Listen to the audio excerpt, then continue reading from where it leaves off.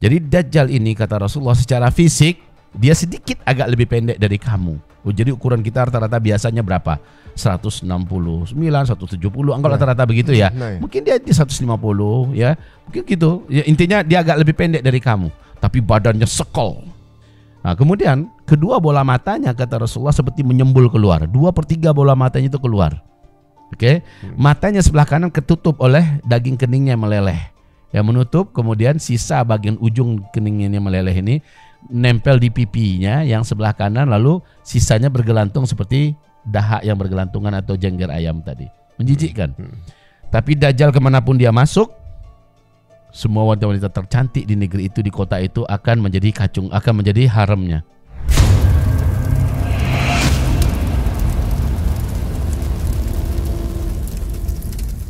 Assalamualaikum warahmatullahi wabarakatuh. Masih dalam episode spesial akhir zaman, episode spesial Ramadan dari Cerita Untungs ya. Tentunya juga masih di 10 hari terakhir, makin ngegas sekarang ini, makin semangat dalam menjalankan ibadahnya, dan semoga apa yang kita tayangkan dan yang disaksikan teman-teman semua menjadi tabungan pahala di Ramadan tahun ini ya. Tentunya di dalam rukun iman kita mesti mengimani yang namanya akhir zaman. Maka di episode spesial ini kita akan ingatkan seperti apa proses akhir zaman itu berlangsung, dan ini bukan untuk membuat takut, tapi justru membuat kita lebih siap dan juga bagaimana dalam merespon ciri-ciri datangnya akhir zaman. Ini sudah qadarullah, sebuah keniscayaan. Karena salah satu yang akan menjadi ciri-cirinya adalah kemunculan dukhon. Apa itu dukhon? Dukhon adalah uap panas seperti wedus gembel ya. Ini yang termasuk dalam Quran dan hadis ya. Yang panasnya itu bisa menguliti kulit manusia, namun manusia tidak akan meninggal. Jadi panas banget tapi manusia masih hidup gitu. Berarti kan tersiksa banget ya. Nah, seperti apa sih sebenarnya dukhon ini? Langsung aja kita simak penjelasan dari guru kita, Buya Ustadz Zulkifli Emali. Kepada Buya, waktu dan tempat kami persilakan. Oke. Namun karena tak mungkin bagi kita orang Indonesia ke sana di saat itu, ya kan? Maka yang mungkin apa? Nabi perintahkan kalau kamu mendengar Dajjal datang ke kota kamu, masuk ke rumah. Pastikan istrimu, anak-anak gadismu, emakmu, orang-orang perempuan dari keluargamu sudah di rumah. Ikat tangan mereka, ikat kaki mereka, dan tambatkan ikatan itu di tiang-tiang rumah. Jangan biarkan mereka keluar. Tutup pintu rapat-rapat, tutup jendela rapat-rapat, baca surah Al-Kahfi dalam rumah. Maka kalau itu dilakukan, walaupun kaki tangan Dajjal berpatroli mencari orang-orang yang masih belum berkumpul, ya, maka Allah akan gaibkan rumah itu dari pandangan mata mereka. Itu gunanya. Tapi kalau seandainya wanita kita tidak diikat, mereka buka pintu rumah dari dalam, rumah itu akan nampak, dan orang di rumah akan dimasuki oleh tentara-tentara Dajjal, kaki tangan Dajjal yang ada di kota itu. Maka pengusaha-pengusaha dan di pemerintahan tempatan itu akan menjadi kacung-kacungnya Dajjal semua itu. Dan mereka yang akan bergerak untuk memaksa semua orang yang masih belum keluar untuk keluar menyambut Dajjal. Siapapun yang melihat Dajjal pasti akan kafir kepada Allah, kata Rasulullah. Masya Allah. Melihat Dajjal saja sudah hilang. Nanti kata Rasulullah akan ada seorang lelaki dari umatku yang merasa imannya sangat kuat dan dia yakin dia bisa berdebat dengan Dajjal. Dan dia keluar dari rumahnya untuk berjumpa dengan Dajjal, untuk mendebat Dajjal.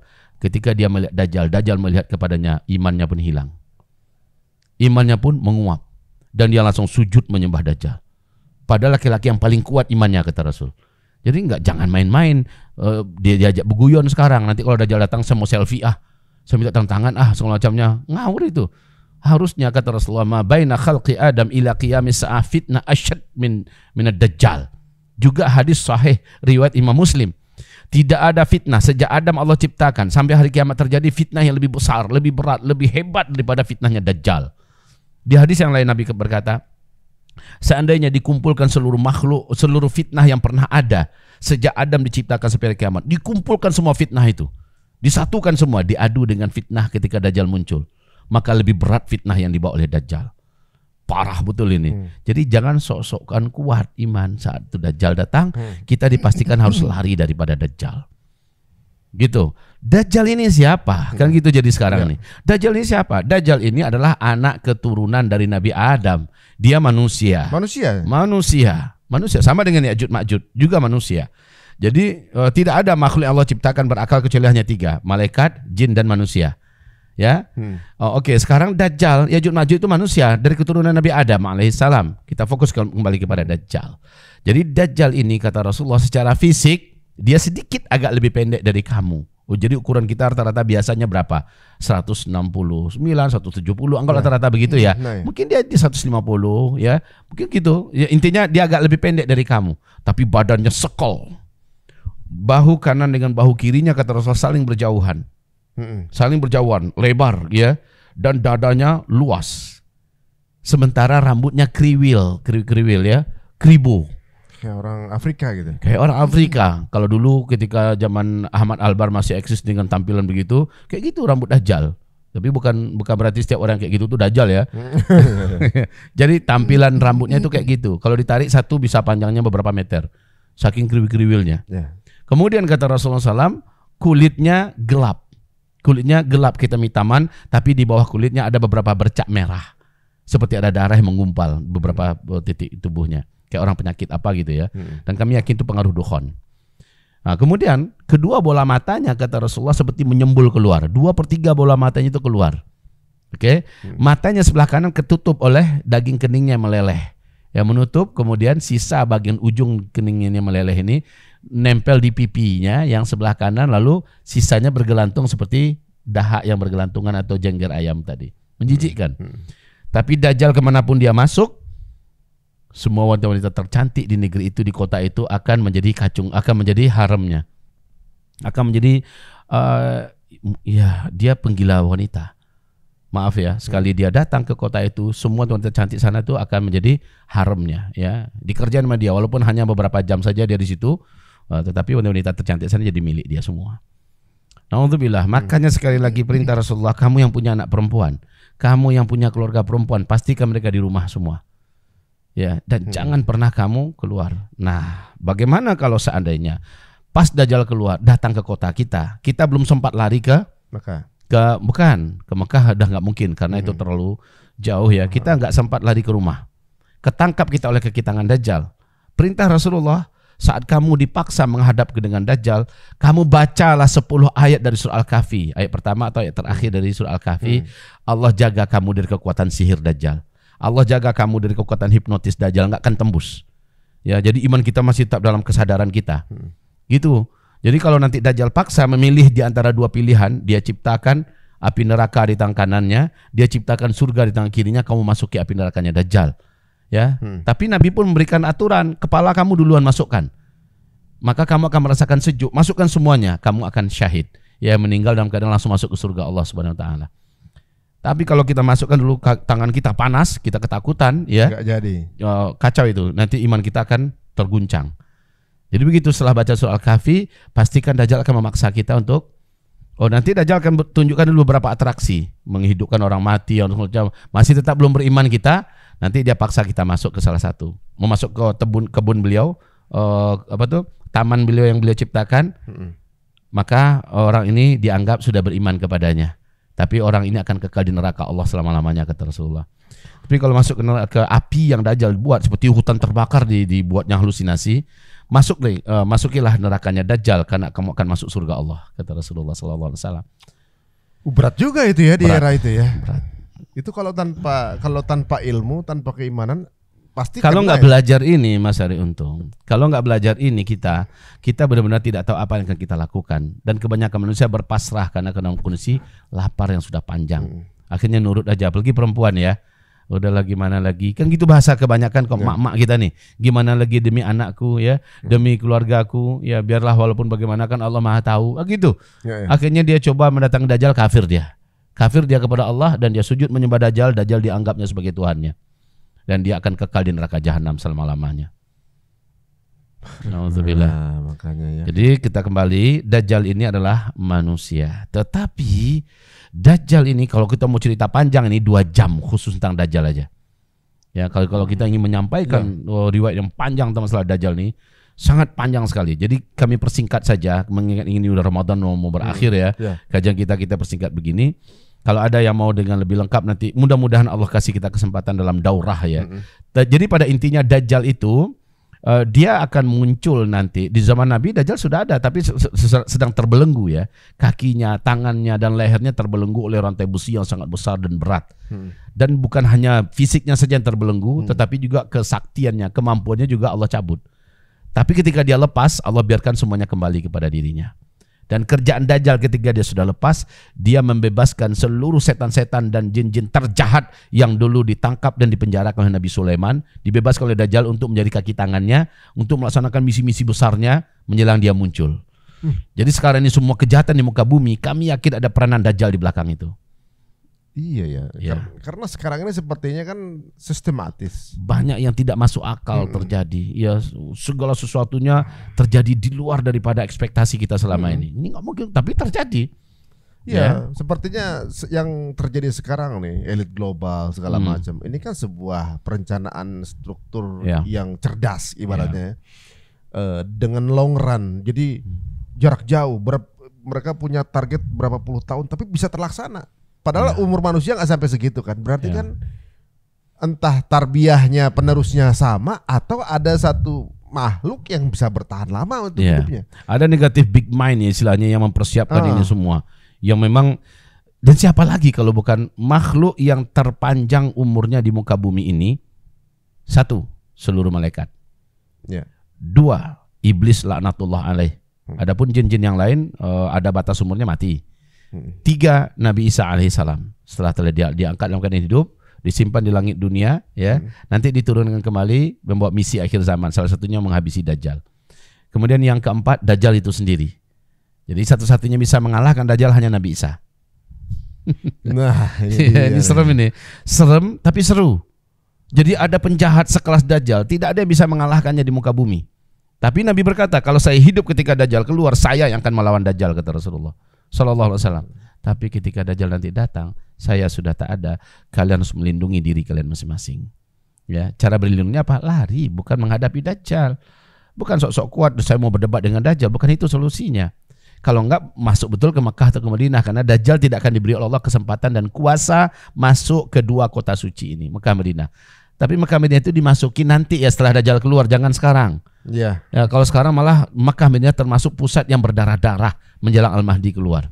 Jadi jangan sekarang. Salah kalau sekarang ini orang mau pindah ke Mekah ke Madinah, sekarang salah. Tapi ada ungkapan begini, Ustaz. Kalau Dajjal nggak bisa masuk Madinah, tapi dia mengamati dari Istana Putih, katanya begitu. Saya lihat di sana udah ada Istana Putih itu. Apakah itu begini? Hadisnya bukan seperti itu ya.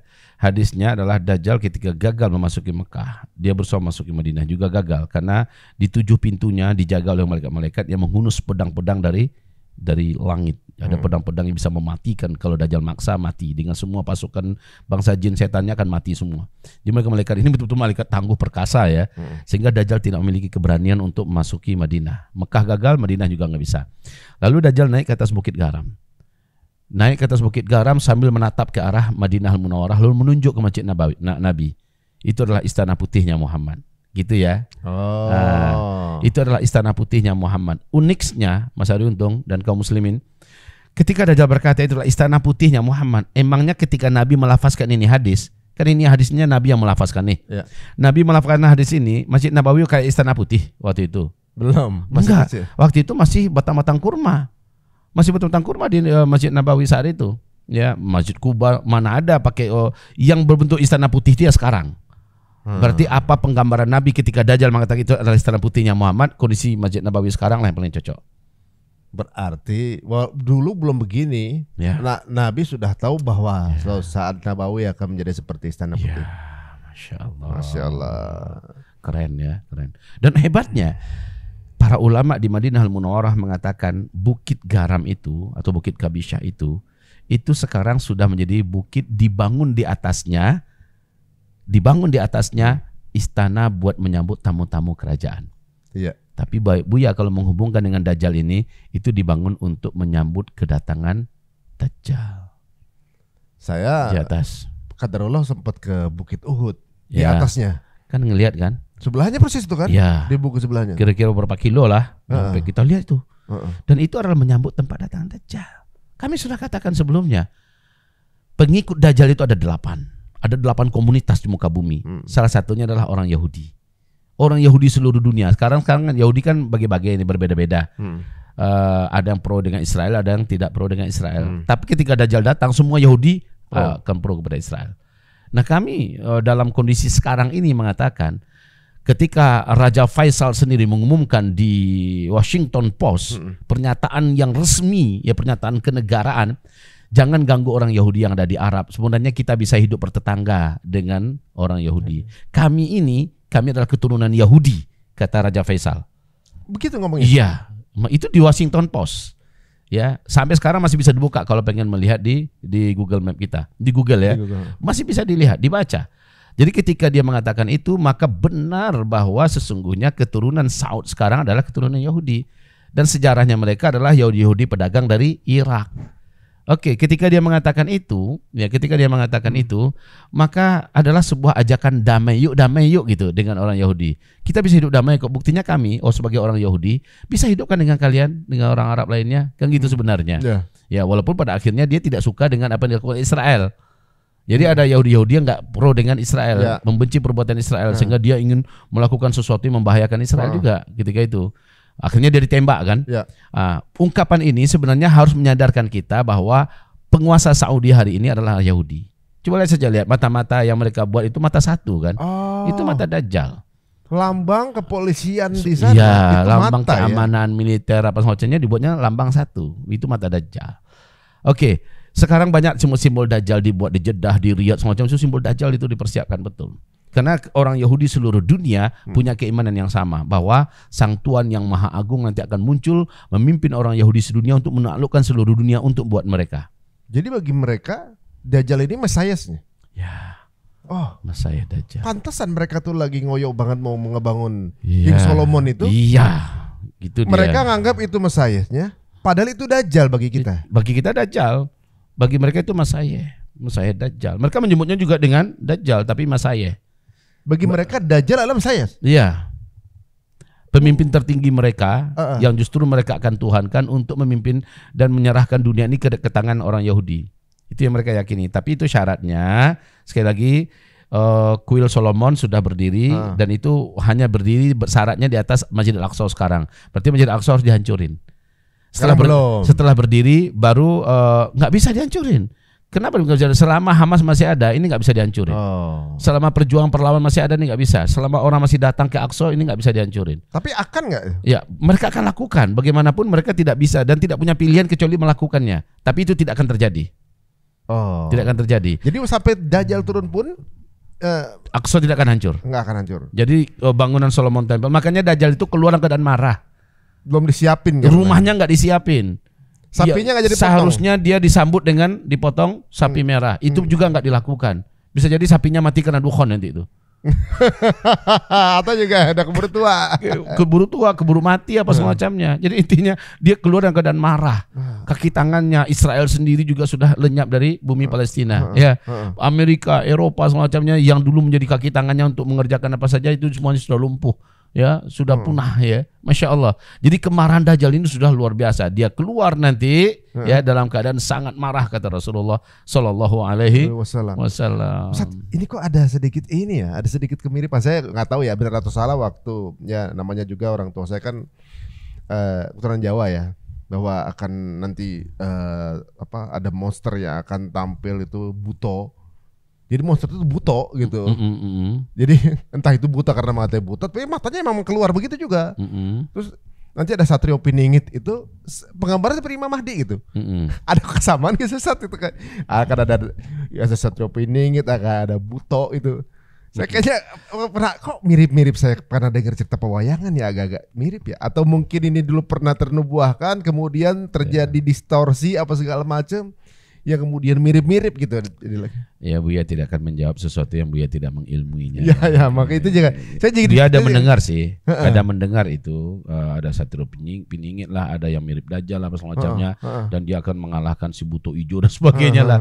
Pada akhirnya cukuplah bagi kita yang terpandukan oleh Al-Quran dan hadis yang menjadi kepercayaan kita, kita pegang begini. Kalau ada kemiripan ya kita anggaplah mungkin ada sejarah yang terdistorsi lalu terjadi penyimpangan sana sininya.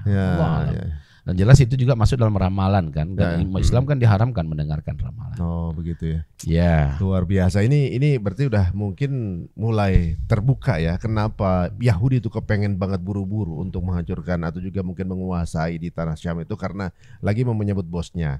Sedangkan bos yang dimaksud adalah Dajjal bagi kita. Ya ini ya nggak akan pernah akur berarti sama kita, emang Nggak mereka akan pernah ketemu. nggak akan pernah ketemu ya. Hmm. Nah, Dajjal akhirnya mati oleh Nggak bisa. Nabi Isa. Bagaimana prosesnya itu? Jadi ini juga sangat mantap sekali, sangat mantap kalau kami katakan ini adalah hampir mirip dengan film-film kolosal klasik yang dibuat oleh Hollywood. Kayaknya mereka terinspirasi oleh kisah yang disebutkan oleh Rasulullah dalam hadis-hadisnya ya terkait dengan Dajjal dan Nabi Isa.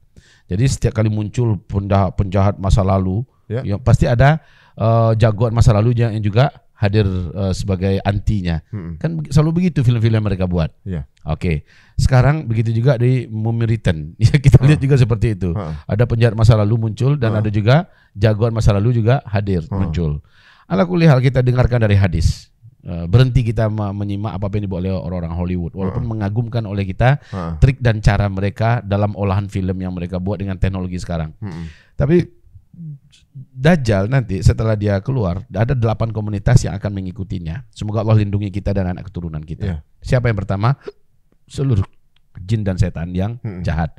Seluruh setan jahat, tapi jin ada yang jahat. Nah, jin-jin yang jahat ini gabung dengan Dajjal, menjadi kaki tangan budak-budak Dajjal, bahkan penyembah Dajjal. Ya. Bahkan iblis pun juga ikut-ikutan bersekutu. Jadi pusat kejahatan nomor 1 di alam semesta kan iblis. Iblis tahu dia tidak akan bisa langsung menyesatkan Bani Adam, anak keturunan Adam, kecuali ada sosok manusia langsung yang akan menjadi sekutu terkuat. Dan itulah Dajjal. Tapi iblis dan jin tersebut kita nggak bisa lihat dong, tapi ya. Kita nggak bisa lihat, tetapi mereka akan mematuhi semua perintah Dajjal. Makanya ketika Dajjal menunjuk langit itu kerjaan jin, kerjaan setan. Ketika Dajjal mengarah ke bumi, bahkan kuburan yang ditunjuk oleh Dajjal, bangun kalian. Kata Rasulullah, bangunlah orang-orang yang pernah dikuburkan di sana. Lalu orang itu dalam keadaan sehat dan bulat, sehat ya, utuh. Lalu masing-masing mendatangi keluarganya. Lihat kami dihidupkan kembali dari kematian. Inilah Tuhan yang selama ini kita sembah. Ayo sujud kalian kepadanya. Kata Rasulullah, ketahuilah oleh kalian yang bangkit itu bukan orang yang dulu hidup lalu mati dikuburkan di sana, tetapi setan-setan dari bangsa jin yang menjelma dalam wujud manusia yang dulu mati dan dikuburkan di sana. Jadi nampak bahwa jin setan ini memang selalu mematuhi apapun yang diinikan oleh Dajjal. Jadi menipu manusia itu. Ya kayak David Copperfield. Sedikit banyaknya David Copperfield itu adalah bentuk terkecil daripada berkhidmatnya jin dan setan, tapi dengan harga yang mahal. Ya nanti jadi ini nomor 1 ya, seluruh setan-setan, iblis dan jin-jin yang jahat. Ini akan menjadi pengikut ya, bahkan yang penyembah Dajjal. Yang kedua adalah seluruh tukang sihir, seluruh dukun, seluruh ahli santet, seluruh penguasa ilmu black magic dan segala macamnya. Orang-orang yang arah-arah ke sini, paranormal dan sebagainya akan menjadi penyembah-penyembah Dajjal. Yang ketiga adalah seluruh orang Yahudi sebumi. Ini akan menjadi pengikut Dajjal, menjadi bala tentara Dajjal, bahkan menjadi penyembah Dajjal. Dan yang keempat adalah orang-orang Islam yang munafik dari umat Nabi Muhammad Sallallahu Alaihi Wasallam.